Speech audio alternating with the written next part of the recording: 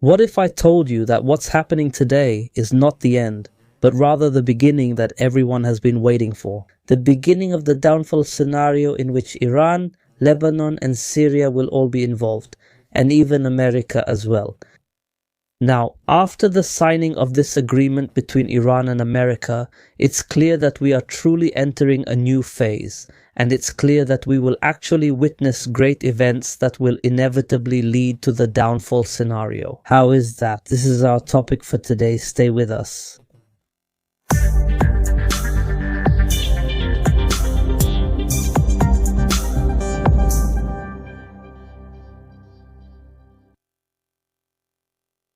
Dear viewers, peace be upon you and God's mercy and blessings, and welcome to today's latest installment, God willing, of our opinion series, which we always dedicate to keep up with the latest developments and updates of this global conflict that the Middle East is experiencing between Iran and the Epstein Alliance. Today, dear viewers, this war that was against Iran and the way this war ended strongly reminds us of the outcome of the October War that took place in 1973. So history may repeat itself again, but in a different way or with different names, and perhaps this time with different paths, just as we will see together. Pay close attention to these numbers, because now it has been 53 years since the end of the October War in 1973. And yet, we find that America has been trying as much as possible to repeat the same results as the October War of 1973. I will explain to you why I say this.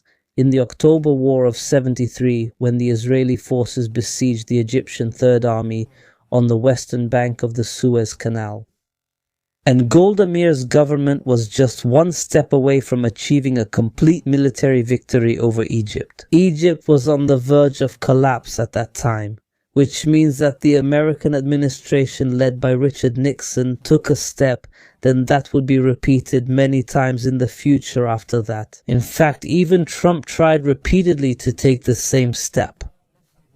At that time, America prevented Israel from achieving a complete victory over Egypt and threatened to stop all military and political support. Then, it brokered an agreement that actually saved Egypt and saved the late Egyptian president at that time, Anwar Sadat. At that time, Henry Kissinger brokered the peace agreement with Israel, known as the Camp David Accords in 1979, an agreement through which Egypt was made to submit. Egypt turned from a sovereign country allied with the Soviet Union at that time into a country stripped of its sovereignty and submissive to America under an imposed fait accompli. And unfortunately, everything that happened at that time was promoted to the Egyptian and Arab public as a great military victory for Egypt, that Israel was the one who gave in, the one who withdrew from Sinai. And this hype about what happened to Egypt continued for many decades, using the media, television, cinema, and so on.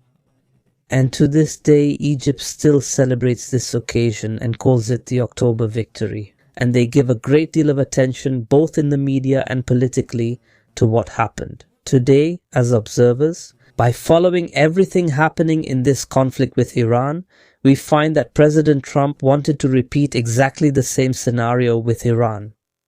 Last year, they carried out airstrikes targeting Iranian nuclear facilities and hit Iran's most important military bases. They thought that by doing this, Iran would be weakened and would submit, and that they would achieve their goals. They thought Iran would meet their demands by turning from a sovereign state allied with Russia and China into a state stripped of its sovereignty, allied with America, and normalized with Israel, of course, but we saw that this did not happen. There was great resilience from Iran, and they completely refused to make any concessions in all the negotiations that followed. After that came this war during the month of Ramadan. They assassinated the country's top leader, Ali Khamenei, and many military commanders. They were expecting that to have an effect as well. Either Iran would surrender and seek the favor of America and Israel, or new leaders would emerge who would be supported by America and Israel, and these leaders would be ready to comply. But unfortunately for Trump, he found that this Iranian opponent is very stubborn. This is not like Egypt in the 70s. Iran has a deterrent capability. It did not kneel, it did not comply, and it did not ask for surrender or to sign any agreement unless it was an agreement that fulfilled Iranian conditions and interests, not the other way around. Because it is the one who wins in this arena due to this card, or this weapon that Iran is very skilled at using, the Strait of Hormuz card. So Trump tried repeatedly to achieve any military victory over Iran in order to force it to kneel in the same way Egypt was forced to kneel in the 70s. But all the efforts failed. There was a very strong resistance from Iran, so it did not happen. I mean, none of this real American goal, which is to force Iran to kneel, not the other declared goals. The real goal is to force Iran to kneel, turning Iran from a fully sovereign state into a country that only implements foreign and American agendas in the region. The officially declared American and Israeli goal that is being talked about today, which is of course to prevent Iran from obtaining nuclear weapons, this goal is just a cover. Iran always says it does not want to obtain nuclear weapons, and if it really wanted to. If it wanted to, it could have obtained them by now. Throughout this conflict that has lasted for 3 months, who could have stopped that from happening? No one. No one knows what is happening today in these Iranian nuclear facilities. So, talking about Iran's nuclear weapons, or preventing Iran from obtaining nuclear weapons, is just a cover. But the reality and the true goal is to subdue Iran, just like most countries in the region have been subdued. So when Iran comes out of this agreement with America without making any concessions to America, without taking any steps toward normalization with Israel or anything like that, this is considered a great victory for Iran and the Iranian people. And what is noticeable, dear viewers, is that as usual, in both cases, whether today or in 1973, it is always America that intervenes and asks Israel to stop escalating. Otherwise, America will stop its political and military support for Israel, meaning it will leave Israel alone in this conflict against the Arabs and Muslims, and everyone knows what will happen after that. In the 1973 war, America exploited Israel's military victory as a bargaining chip to force Egypt to submit. But in this war against Iran, it failed to do so. Iran achieved a military victory. That's why Trump might now take a step against Israel in order to preserve American influence and interests so that America doesn't lose out. And regarding its influence in the Middle East, because the situation is very dangerous for America. If it doesn't act, the situation is very dangerous. American influence will hit rock bottom in the Middle East. When there is no alignment in goals between America and Israel, just like what's happening today, logically, what should happen? Israel should be the one to adapt to this new situation. It should allow America to achieve its goals in the region, separate from Israeli objectives. Trump will seek to give Iran everything it wants. Freedom of trade, lifting sanctions, injecting money, and so on. But this will conflict with Israeli goals and interests, as everyone knows. Therefore, Netanyahu will not allow this and will do his utmost to thwart it by any means. And he must, because here we might be facing a scenario of extinction. There is a new reality that Iran is imposing by force. There is a strategic shift in this conflict, in the level of relations between America and Iran, and there is extreme stubbornness from Netanyahu. This might bring the conflict back to the region again, but without America, without any American support for Israel, and perhaps this will also involve Syria entering this conflict.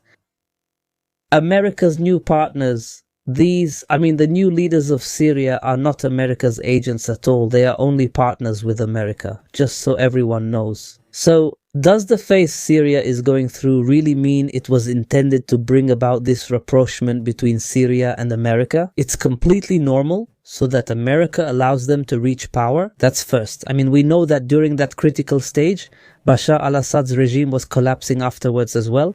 And there's the reconstruction issue, getting the country out of these sanctions, out of these crises and so on. But they are not agents, and they will not be agents. If they were, Israel wouldn't be fighting them on all levels today. provoking them with these military moves and so on. These people are only supported by America today because it has interests with Turkey and inside Syria and so on. So I think the scenario closest to reality is Syria's entry. This conflict against Israel, the Syrian army is the one that will take care of Israel on the ground later. Of course, what Trump is doing by withdrawing support from Israel, and this is not impossible, and it's not a betrayal by America to Israel, this is the reality that governs every superpower. The Middle East region is a very important area in the world. Some describe it as the center of the world. So, America can never give up its interests there in that region at all, while it could give up on Israel if, of course, that would allow it to maintain its influence and its interests there. Trump said today, quite frankly, if it weren't for me, Israel wouldn't exist. Pay close attention to this statement. That's why I say that with Iran, it's not the end, but rather it will be the beginning. What we will witness in the coming phase will be truly significant. Now, this agreement between Iran and America will be signed. We will enter this truce, and this truce will continue, maybe for weeks, maybe for many months. But in the end, Netanyahu will not be able to tolerate this new situation, and he will enter into another new military conflict. With whom exactly? How will that happen exactly? This will become clear, as the days go by and as these upcoming events unfold, but be absolutely sure that a downfall is coming, even if it takes some time. Don't forget to subscribe and hit the like button. And may peace, mercy and blessings of Allah be upon you. See you next time.